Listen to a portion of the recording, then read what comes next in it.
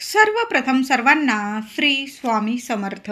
स्वामी महाराजांच्या कृपेने तुमच्या सर्व चांगल्या इच्छा पूर्ण होत ही स्वामींचरणी प्रार्थना करते आणि आजच्या व्हिडिओला सुरुवात करते. नवरात्रीत आपल्या कुलदेवीची यथाशक्ती देवीची ओटी भरायची असते. ती ओटी केव्हा भरावी, कोणी भरावी, ओटी कशी आणि कधी भरावी, कितव्या माळेला ओटी भरणं खूप शुभ आणि प्रभावी ठरतं. ओटी भरताना कोणता मंत्र स्तोत्र बोलून आपल्याला देवी आईची ओटी भरायची आहे. त्याचबरोबर एका स्त्रीने देवी आईची ओटी चुकून सुद्धा भरू नये. संपूर्ण माहिती आजच्या व्हिडिओमध्ये जाणून घेणार आहोत. व्हिडिओ शेवटपर्यंत बघा. चॅनलवर नवीन असाल कृपया आपल्या चॅनलला नक्की सबस्क्राईब करा. कमेंटमध्ये आपल्या कुलस्वामिनीचं नाव लिहायला महिलांनो विसरू नका. नाहीतर लिहा सर्वांनी श्री स्वामी समर्थ. नवरात्रीत आपण प्रत्येक महिला आपल्या देवी आईची ओटी भरत असतो. घरात भरतो, बाहेर देवी आईचं मंडळ वगैरे असेल किंवा बाहेर आपल्या गाव देवीचं मंदिर असेल, प्रत्येक ठिकाणी आपण देवी आईची ओटी भरायला जात असतो. काही महिला तर दरवर्षी न चुकता 9 ठिकाणी जाऊन 9 देवींची आपण ओटी भरत असतात. काही ठिकाणी 5 देवींची ओटी भरतात. काही महिला तर मूळ स्थानी जाऊन आपल्या कुलस्वामिनीचं दर्शन घेतात. कितीही गर्दी असली तरी सहकुटुंब सहपरिवार जातात आणि दर्शन घेऊन देवी आईची ओटी भरतात. जो तो आपल्या परीने आपल्या देवी आईची सेवा करत असतो. आता मूळ स्थानी जाणं शक्य नसेल, काहींचं मूळ स्थान अगदी जवळ असतं, मग त्यांना जायला जमतं. आता काहींचं मूळ स्थान देवी आईचं मूळ स्थान कुलदेवी आईचं मूळ स्थान लांब असतं. मग काही ठिकाणी वर्षभराने जातात, कोणी 2 वर्षाने, कोणी 5 वर्षाने. अशा पद्धतीने सुद्धा आपण सेवा करत असतो. तर आपल्या देवी आईची आपल्याला जर जाणं शक्य नसेल मूळ स्थानी, तर आपण नवरात्रीत चैत्र नवरात्री असू दे, अश्विन नवरात्री, आपण आपल्या कुलदेवी आईची घरच्या घरी घटस्थापनेजवळ किंवा तुम्ही अखंड दिवा लावलेला असेल, देवघरात देवी आईचा फोटो असेल, आपण साध्या सोप्या पद्धतीने घरच्या घरी सुद्धा देवी आईची ओटी भरू शकतो. देवी आईची सर्वात प्रभावी सेवा म्हणजे ओटी भरणं, देवी आईची ओटी भरणं.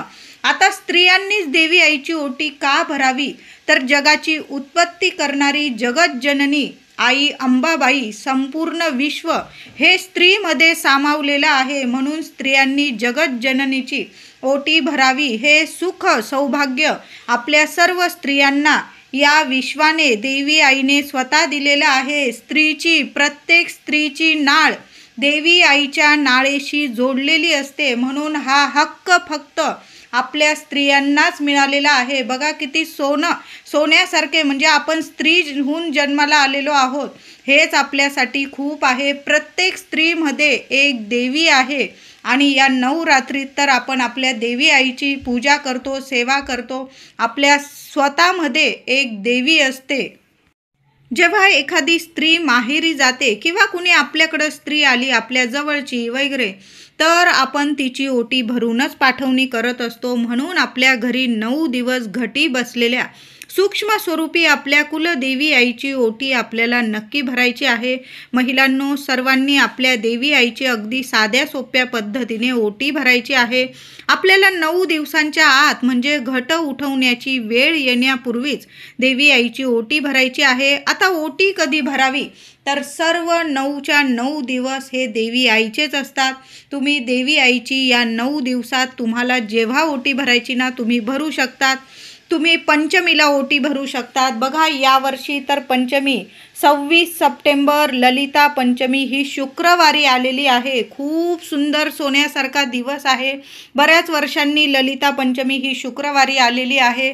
तुमची देवी आई महालक्ष्मी असेल किंवा आपली कुलदेवी आई 3.5 शक्तिपीठ ही तीच आहे, तिचंच रूप आहे. तर तुमची देवी आई कुठलीही असो, तुम्ही देवी आईची ओटी पंचमीला भरू शकता 26 तारखेला, किंवा 29 तारखेला सप्तमी आलेली आहे, किंवा 30 तारखेला अष्टमी आलेली आहे, किंवा 1 तारखेला नवमी आलेली आहे. तुम्हाला जेव्हा देवी आईची ओटी भरायची आहे ना, तुम्ही भरू शकता. सर्वच दिवस सोन्यासारखे आहे. तर देवी आईची ओटी भरताना पंचमी, सप्तमी, अष्टमी आणि नवमी या 4 दिवसात ओटी भरणं खूप शुभ ठरतं. तसे तर 9 दिवस आपल्या देवी आईसाठीचेच आहे, तिची सेवा करण्यासाठीचेच हे 9 दिवस आहे. तर देवीची ओटी भरणं म्हणजे सुख सौभाग्य वर्धक आहे. आपल्याकडं जरी घट बसवलेलं असेल तरी आपण देवी मंदिरात जाऊन सुद्धा ओटी भरायची आहे. आता ज्यांना देवी मंदिरात जाणं शक्य असेल अशा महिलांनी घरी सुद्धा साध्या सोप्या पद्धतीने आपल्या कुलदेवी आईची घट बसलेले असो किंवा नसो, तुम्ही मंगल कलश भरलेला असेल, देवी आईचा नुसता तुमच्याकडं फोटो जरी असेल ना, तरी साध्या सोप्या पद्धतीने देवी आईची आपल्या देवघरात ओटी जरूर भरा महिलांनो. आणि तुमच्या घराजवळ गावदेवी मंदिर असेल किंवा इतर मंदिरं असेल, तुम्हाला जर जास्तीत जास्त ओट्या भरायच्या असतील ना, तर या नवरात्रीत नक्की भरा. एक घरात ओटी भरा, एक घराजवळ जे मंदिर असतं, आपली गावदेवी असते, आपल्या संपूर्ण गावाचं वेशीचं ती रक्षण करत असते. कुठलंच संकट ती कधी आपल्या गावावर, आपल्या लेकराबाळांवर येऊ देत नाही. म्हणून प्रत्येक महिलेने आपल्या घरात तर ओटी भरायचीच आहे, पण जी आपली गावाचं रक्षण करणारी गावदेवी असते ना, त्या देवी आईची सुद्धा ओटी भरणं खूप महत्त्वाचं आहे. तुम्ही मूळ स्थानी जाऊन तुमच्या कुलदेवी आईची ओटी सुद्धा भरू शकता, पण गावदेवीची ओटी सुद्धा भरणं तेवढंच गरजेचं आहे. तुम्हाला घरच्या घरी महिलांनो ओटी भरायची असेल, घटस्थापनेजवळ आपल्या देवघरात तुम्ही आधीच पहिल्या दिवशी भरली असेल, अतिशय उत्तम. राहिलेली असेल भरायची, तुम्ही पंचमीला भरू शकता, शुक्रवार आलेला आहे, सप्तमीला भरू शकता, अष्टमीला, नवमीला, म्हणजे घट हलवण्याच्या आधी देवी आईची ओटी योग्य पद्धतीने जरूर भरा. आता कोणत्या एका स्त्रीने देवी आईची ओटी भरू नये, तर ज्या स्त्रिया गर्भवती आहे त्यांनी देवीची ओटी भरू नये, कारण देवी आईनेच तुमची ओटी भरलेली आहे. तुमच्या ओटीत एक जीव जन्म घेत आहे. बाळ तुमच्या पोटात वाढत असताना तुम्ही पहिल्या महिन्यापासून ते डिलेवरी होऊन 1.25 महिना होईस्तोवर देवी आईची ओटी भरू शकत नाही. कुणाची ओटी भरू पण नका आणि कुणाकडून ओटी घेऊ सुद्धा नका. महिलांनो, या चुका अजिबात करू नका. तुम्ही म्हणाल अजून आम्हाला 7वा महिना लागलेला नाही, आम्ही देवी आईची ओटी भरू शकतो, असं करू नका. तुमची पहिल्या म्हणजे तुम्हाला कळालेलं आहे की तुम्ही गर्भवती आहात, तर तुम्ही देवी आईची ओटी भरू नका. बाळ थोडं 1.25 महिन्याचं वगैरे झालं तर तुम्ही घरात सुद्धा ओटी भरू शकता. आणि देवी मंदिर असेल तुमचं घराजवळ किंवा तुम्ही मूळ ठिकाणी, बाळ थोडं मोठं झाल्यावर मूळ ठिकाणी कुलदेवीच्या दर्शनाला जा, सहकुटुंब सहपरिवार, आणि तिथं जाऊन देवी आईची अगदी मनापासून हृदयापासून ओटी भरण्याची सेवा नक्की करा. काही वेळा बघा, आपण नवरात्रीत देवींच्या वेगवेगळ्या मंदिरात जाऊन देवी आईची ओटी भरत असतो, पण घरात मात्र घट बसवलेले असतील, आपण देवघरात देवी आईचा फोटो असतो, कुलदेवीची ओटी मात्र भरणं राहून जातं आपल्याकडून. आपण म्हणतो आपण देवी आईच्या मंदिरात गेलो, देवी आईची ओटी भरली, पण साक्षात देवी आई आपल्या घरात सूक्ष्म स्वरूपात आपल्या घरात वास करत आहे. ती आपल्या घरात आलेली आहे आणि आपण तिचीच ओटी भरणं राहून गेलेलं असतं. आपण असा विचार करतो जेव्हा देवांच्या मूळ स्थानी जाऊ तेव्हा देवी आईची तिथं जाऊन ओटी भरू, पण तसं नाही. आपण 9 दिवस देवीला घटात बसवलेला आहे. तुम्ही मंगल कलश भरलेला असेल, अखंड दिवा ठेवलेला असेल, कुठलीही सेवा करा, देवी आई आपल्या घरात सूक्ष्म स्वरूपात वास करत असते, जागृत स्वरूपात वास करत असते. तिची पाठवणी म्हणजे 9 दिवसांचे घटस्थापना जेव्हा आपण हलवतो, तिची पाठवणी करतो. तिला ओटी भरल्याशिवाय अजिबात घट हलवू नका किंवा मंगल कलश उठवू नका किंवा अखंड दिवा लावत असाल, तो दिवा हलवण्याआधी देवी आईची ओटी महिलांनो साध्या सोप्या पद्धतीने घरच्या घरी जरूर भरा. देवी मंदिरांमध्ये सुद्धा जाऊन भरा. 5 ओट्या भरा, 7 भरा, 1 भरा, 2 भरा, 9 भरा. तुम्हाला जेवढ्या ओट्या जास्तीत जास्त भरता येईल ना तेवढ्या भरा, पण घरच्या घरी आपली देवी आईची ओटी भरायला अजिबात विसरू नका. तर प्रत्येक महिलांनी आपल्या देवी आईची घरात जरूर ओटी भरा. नवरात्री तुमच्या कुलदेवीच्या मूळ स्थानी जाऊन ओटी भरत असाल तर ते सुख सौभाग्यच समजावं तुमचं. आणि तुम्हाला जाणे शक्य नसेल तर तुम्ही घरात देवी आईची ओटी भरू शकता. त्यासाठी तुम्हाला काठा पदराची जरीची छान साडी घ्यायची आहे. तुम्ही ब्लाऊज पीसची खणा नारळाची भरत असाल तरी पण मग खण आणताना चांगला जरीचा बघून आणायचा आहे. साडी घेताना सुद्धा छान अशी काठा पदराची जरीची साडी घ्यायची आहे.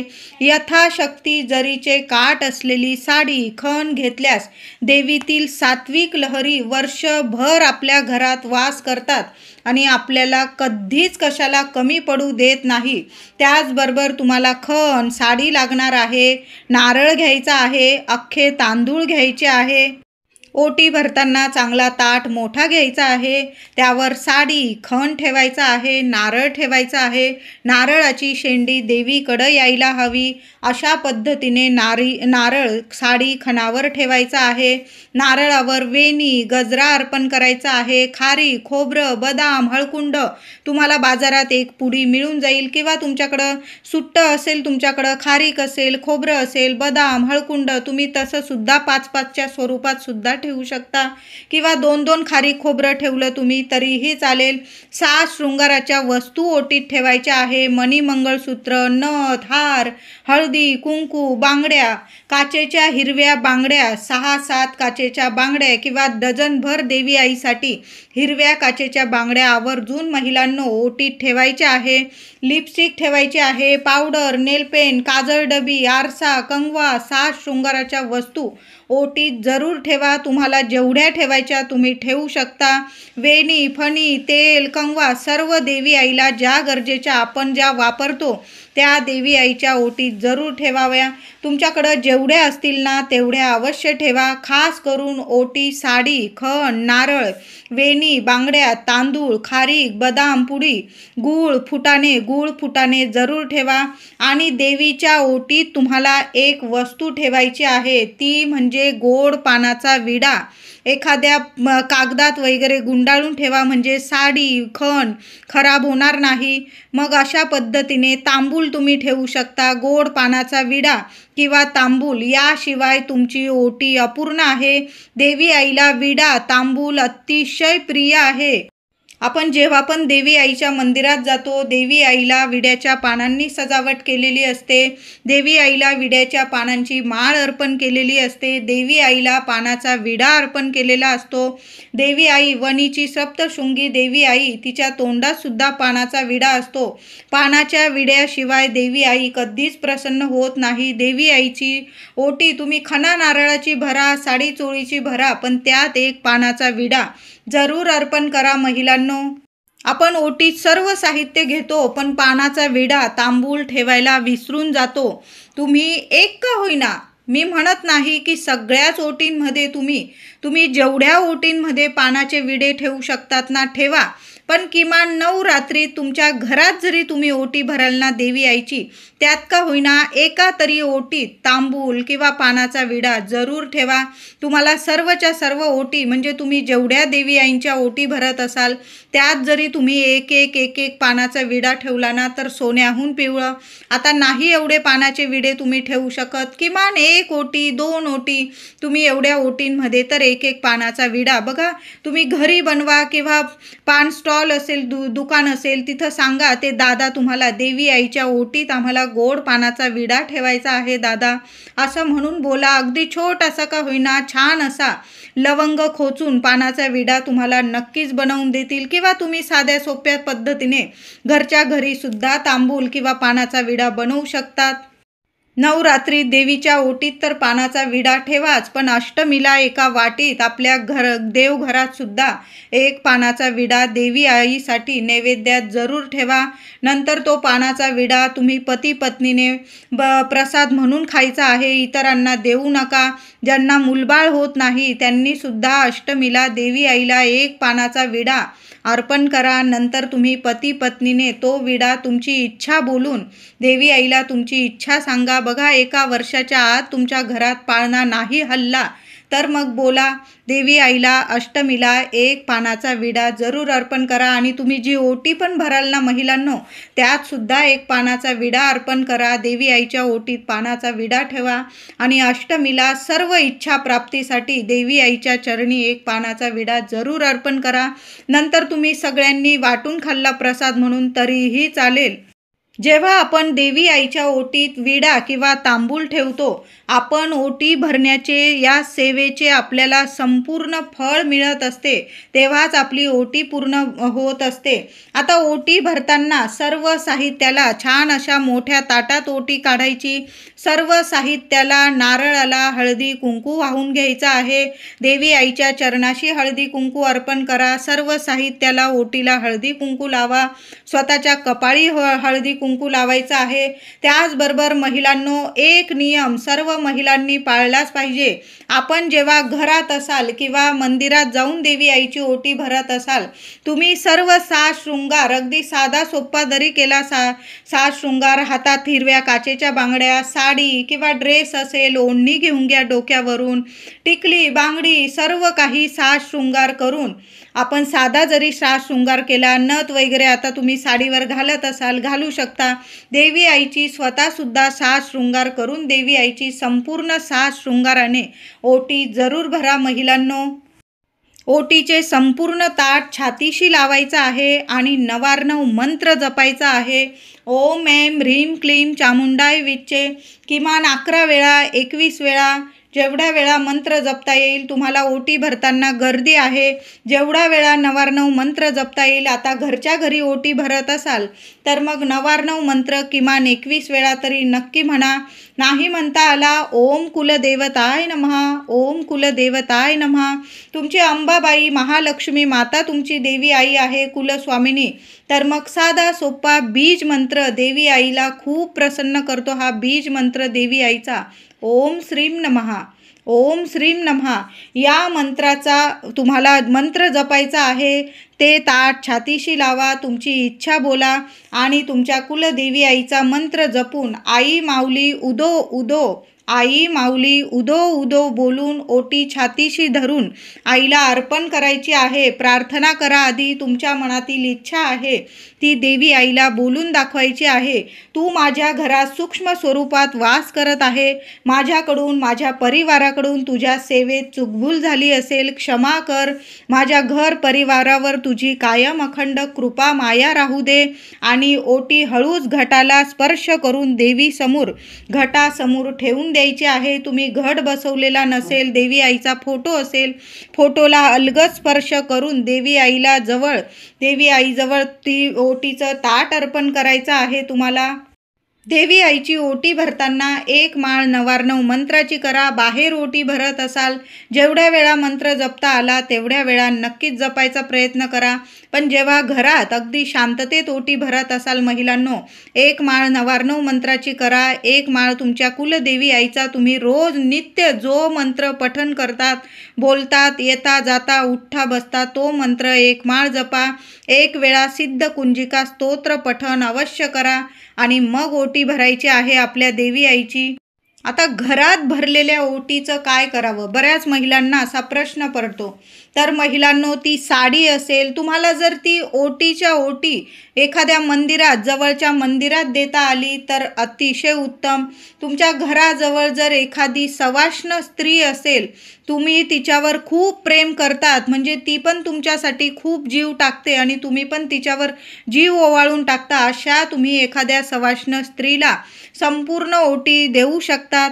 आता तुम्हाला कुणालाच द्यायची नसेल तर देवी आईचा प्रसाद आहे, आपण देवी आईची ओटी भरतो तर ते साहित्य तुम्ही स्वतःसुद्धा आपल्या लेकरांनी देवी आईचं वापरलं साहित्य काही हरकत नाही. आपण देवी आईची आठवणीने ओटी भरतो ना, हेच तिच्यासाठी खूप आहे, तिचा आशीर्वाद आहे. वर्षभर ती ओटी तुम्ही म्हणजे साडी वापरू शकता, जो ब्लाऊज पीस असेल, खण असेल त्याचं तुम्ही ब्लाऊज शिवू शकता. वर्षभर बघा देवी आईचा आशीर्वाद तुमच्या जवळ राहील कायम. जी वेणी असेल ती तुम्ही केसात माळायची आहे. जो तांबूल वगैरे असेल, विडा असेल तो तुम्ही प्रसाद म्हणून खायचा आहे. कोणी बायका 5-5 फळं ठेवतात किंवा केळी, ते तुम्ही सर्वांनी घरात प्रसाद स्वरूप फळं वगैरे खायचे आहे. साज शृंगाराचं साहित्य असेल ते महिलांनो तुम्ही स्वतः वापरलं काही हरकत नाही. अशा साध्या सोप्या पद्धतीने घरात ओटी भरा आणि ते साहित्य तुम्ही स्वतः जरी वापरलं किंवा घराजवळ गावदेवी मंदिर असेल तिथं जरी संपूर्ण ओटी चढवून आला देवी आईच्या चरणाशी तरीही चालेल. या 9 रात्री तुमच्या घरी जर कोणी महिला आली, सवाष्ण आली किंवा एखादी कन्या आली तर तिला खाली हात पाठवू नका. तिला हळदी कुंकू लावा, तिला नमस्कार करा, एखादं फळ फूल जरूर द्या. तिला गोड दूध देता आलं किंवा तुमचं घरात जेवण तयार असेल, ती जेवत असेल तुमच्या घरात तर अतिशय उत्तम, तिला जेवू घाला. नाही तिने जेवण घेतलं, चहा पाणी द्या, दूध द्या, गोड दूध द्या, दुधात साखर टाकून अशा पद्धतीने तिची पाठवणी करायची आहे. तर महिलांनो, ओटी कशी भरावी संपूर्ण माहिती आजच्या व्हिडिओमध्ये जाणून घेतलेली आहे. व्हिडिओ आवडला